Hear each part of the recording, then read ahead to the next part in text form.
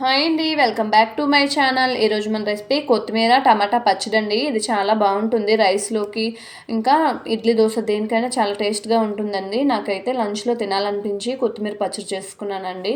ఇది winter season ఇక్కడ అయిపోతుంది కాబట్టి వింటర్ సీజన్లో చాలా చౌకగా ఇస్తారండి కొత్తిమీరని.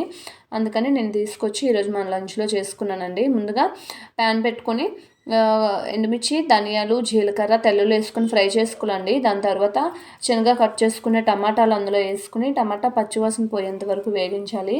టమాటా వేగాక అందులో కొంచెం చింతపండు నేను వేసుకున్నానండి.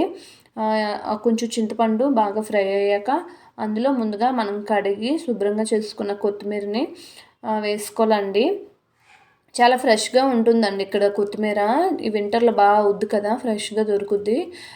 బాగా ఇస్తారు కూడా. 10 రూపాయలకి అయితే చాలా ఎక్కువగా ఇచ్చారు నాకైతే.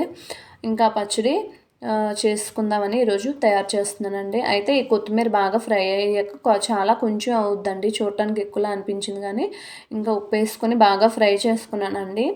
ఫ్రై అయ్యాక చల్లారాక మిక్సీ పట్టుకోవాలండి ఆ పేస్ట్ని. దాని తర్వాత పోపు వేసుకొని ఆ పేస్ట్లో వేసుకొని బాగా కలుపుకోవడమేనండి, అంతేని. చాలా బాగుంటుంది, నాకు ఎంతో ఇష్టం అండి పచ్చడి. మీకు కూడా నా వీడియోస్ నచ్చితే please like, share, subscribe, comment కూడా చేయండి ఫ్రెండ్స్. Bye bye.